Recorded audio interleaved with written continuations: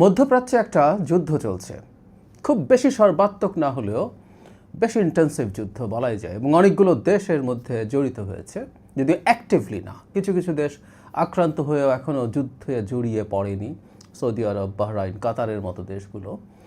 মূলত আমরা এর মধ্যে দেখেছি নিশ্চয়ই ইসরায়েল আর আমেরিকা ইরানকে আক্রমণ করছে, ইরান পাল্টা আক্রমণ ছড়িয়ে দিচ্ছে ইসরায়েল এবং এমন কতগুলো দেশে যেগুলোতে আমেরিকার ঘাঁটি আছে। যুদ্ধ নিয়ে পর্যালোচনা করার জন্য বসিনি, যদিও আমি এই যুদ্ধটা নিয়ে আমার কিছু বিশ্লেষণ আমি জানাতে চাই। আপনারা জানেন আমি এই ধরনের ইস্যু নিয়ে কথা বলতে পছন্দ করি। আমার এই চ্যানেলে তো বটে, আমার জাহেদস টেক অন জিও পলিটিক্সেও আমি এ ধরনের ইস্যু নিয়ে প্রচুর কথা বলেছি, যদিও আমি ঠিক জানি না সরকারের যে পজিশনে আছি সেখানে বসে অপিনিয়ন কতটুকু স্পষ্টভাবে দেওয়া যাবে। যাই হোক, আমি অন্য একটা ইস্যু নিয়ে একটু কথা বলতে চাই। আসলে এই যুদ্ধটার ইম্প্যাক্ট বাংলাদেশের অর্থনীতির উপরে কীভাবে পড়ছে এবং আমাদের আশু করণীয় কী। প্রথম আসলে এটা একটু বোঝা দরকার, এই যুদ্ধ কি অনেক বেশি দীর্ঘ হবে। মানে আমেরিকা যেভাবে বলছে তারা রেজিম চেঞ্জ করতে চায়, আয়াতুল্লাহ খামেনিকে মেরে ফেলার পর রেজিম চেঞ্জ হয়ে যাবে, সেটা তেমন কোনো লক্ষণ দেখা যাচ্ছে না। এবং এটা বলাই হয় যে এ ধরনের ঘটনার পরিপ্রেক্ষিতে বা প্রেক্ষাপটে গ্রাউন্ড অ্যাটাক ছাড়া আসলে সেটা সম্ভব হয়ে ওঠে না।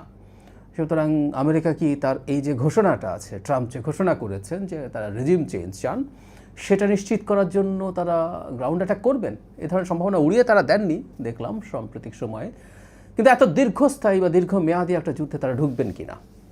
যদি যুদ্ধ দীর্ঘস্থায়ী হয় তাহলে একরকম ইস্যু, আর যদি সেটা না হয়ে থাকে তাহলে আরেক রকম হিসাব। এখন যে ফর্মে যুদ্ধ হচ্ছে, এই ফর্মের যুদ্ধটা আসলে খুব বেশি সময় চলা সম্ভব না। আমরা অনেকে ইরানের আক্রমণ দেখছি, Iran Tel Aviv, Jerusalem, Haifa বিভিন্ন সিটিতে ইসরায়েলিদেরকে টার্গেট করছেন, আমেরিকার একটা বেজ অ্যাটাক করেছেন, সৌদি আরবের অ্যাটাক করেছে, সৌদি আরবের অয়েল ফ্যাসিলিটিগুলোতে, কাতারের গ্যাস ফ্যাসিলিটিগুলোতে যেখানে গ্যাসের লিকুইফিকেশন হয়, এলএনজি তৈরি হয়, সেই জায়গাগুলোতে অ্যাটাক করছে। কিন্তু এই অ্যাটাক করার সক্ষমতা ইরানের খুব বেশি দিন আসলে থাকবে না।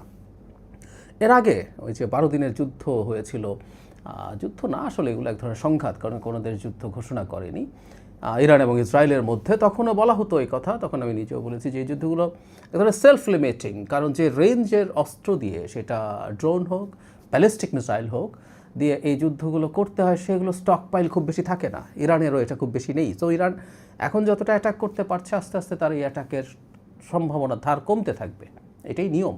আবার একই সাথে যে পক্ষ আক্রমণ করছে, সেই ইরানের বিরুদ্ধে যে ডিফেন্স তাকে করতে হচ্ছে, সেটা খুব বেশি দিন সে করে যেতে পারে না। আমি অনেক দিন আগে একটা খুব ডিটেইলড আলোচনা করেছিলাম যে ধরনের প্রিমিটিভ অস্ত্র দিয়ে এখন, বিশেষ করে ড্রোন, ইরানের এই ড্রোন প্রযুক্তি খুবই ভালো। আমরা রাশাকে দেখেছি, ইভেন তার যখন নিজস্ব ক্যামিকাজের ড্রোনগুলো খুব এফেক্টিভ ছিল না, ল্যান্সেট তারা এনেছে, তার আগে ইরানের শাহেদ দিয়ে তারা ইউক্রেনকে অ্যাটাক করেছিল।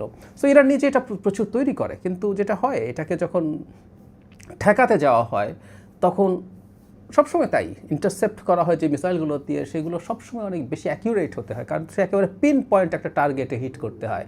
আর অন্যান্য ক্ষেত্রে একটা ব্যালিস্টিক মিসাইল বা একটা ড্রোন যদি হয়, সে তার একটা রেডিয়াসের মধ্যে, মোটামুটি টার্গেটের 50 ফিট রেডিয়াসে পড়লো, সেটাও খুবই বড় সাকসেসফুল অ্যাটাক হবে। কিন্তু এই কাজটাই আসলে ইন্টারসেপ্টারের ক্ষেত্রে সম্ভব না। সো এগুলো অনেক বেশি এক্সপেন্সিভ। এই কথাটা বলার উদ্দেশ্য হচ্ছে এই যে ইসরায়েলের পক্ষে বা আমেরিকার পক্ষে অন্যান্য দেশগুলোকে রক্ষা করে এই অ্যাটাক চালিয়ে যাওয়া খুব সোজা না। শুধু সেটা না, আমেরিকা এখনও নিজে সম্ভবত শুধুমাত্র টমাহক মিসাইল দিয়ে অ্যাটাক করছে, এয়ার অ্যাটাক করছে মূলত ইসরায়েল। আমেরিকা কিছু এয়ার অ্যাটাক শুরু করেছে। আমেরিকার টমাহক মিসাইলের স্টক পাইল অনেক বেশি না। মানে মোদ্দা কথাটা যেটা, সেটা হচ্ছে এই যুদ্ধ এই ফর্মে চলতে থাকলে খুব বেশি দিন চলবে না, এবং ধারণা করা যায় এর চেয়ে খুব বেশি না চলারই কথা। দীর্ঘমেয়াদী চললে ইটস এ ডিজাস্টার, সেটা পরের কথা। কিন্তু আমাদের শর্ট টার্মে আসলে কী কী সমস্যা তৈরি হচ্ছে আমরা দেখছি যে যুদ্ধ শুরু হওয়ার সাথে সাথে তেলের দাম বেড়ে গেছে, এলএনজির দাম বেড়ে গেছে, এবং এটা আরও খুব দ্রুত বেড়ে যাওয়ার সম্ভাবনা তৈরি হয়েছে, কারণ ইরান ঘোষণা করেছে তারা হরমুজ স্ট্রেইট দিয়ে কোনো রকম কোনো জ্বালানি তেল সরবরাহ করতে দেবে না, তাতে তারা আগুন জ্বালিয়ে দেবে।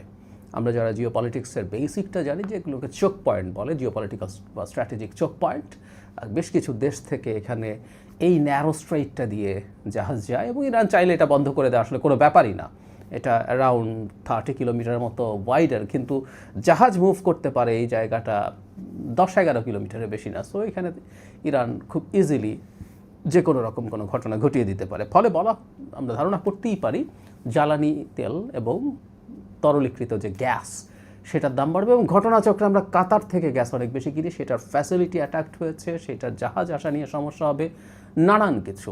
সো আমরা ইমিডিয়েট যে বিপদটায় পড়ার সম্ভাবনা আছে সেটা হচ্ছে আমাদের জ্বালানি তেলের সংকট।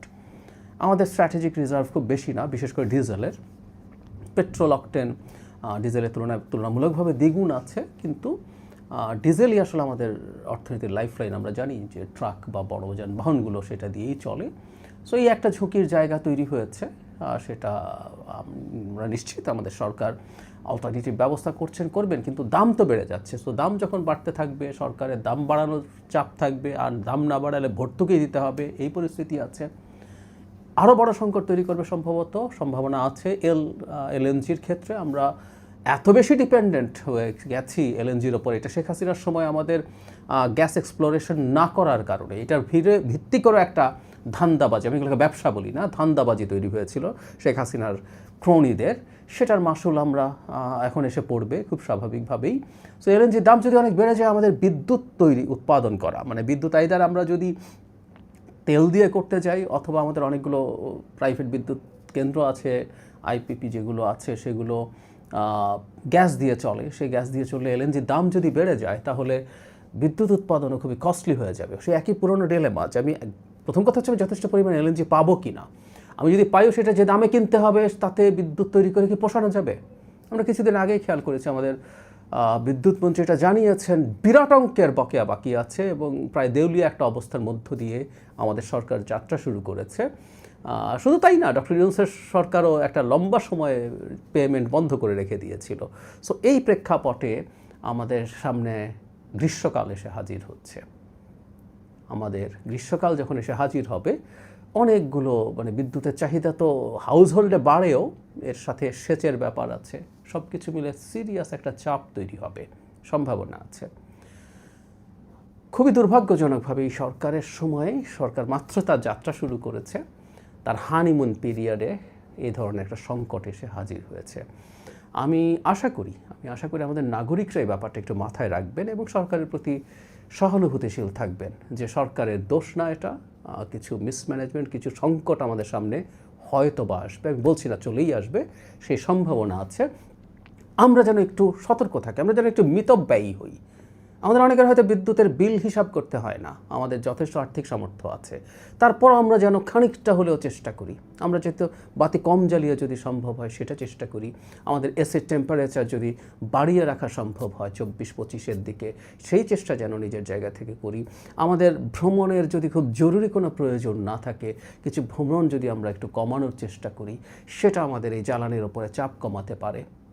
এই জিনিসগুলো আসলে একটু ইমিডিয়েটলি করা দরকার। এটা এই জায়গায় মিড টার্ম এবং লং টার্মেও ঝুঁকি আছে, সেটা হচ্ছে আমাদের রেমিটেন্স প্রবাহ।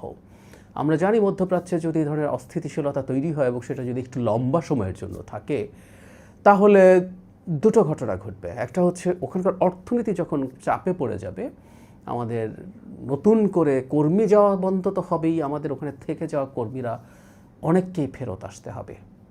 এর বাইরেও যেটা হতে পারে সেটা হচ্ছে যখন এ ধরনের সংকট হয়, তখন ওখান থেকে রেমিটেন্সের ফ্লো কমে যেতে পারে। গত কয়েক মাসও বেশ ভালো ফ্লো হচ্ছিল, কিন্তু সেটা কমে যাওয়ার ঝুঁকি আছে। সো এরকম একটা প্রেক্ষাপট আছে আমাদের সামনে, মানে আমাদের ফরেন কারেন্সি আর্নিং কমে যাবে, ওদিকে আমাদের আবার জ্বালানি কেনার জন্য ফরেন কারেন্সির ব্যবহার বেড়ে যাবে একই পরিমাণ জ্বালানি কেনার জন্য, কারণ এর মধ্যে জ্বালানির দাম বেড়ে গেছে।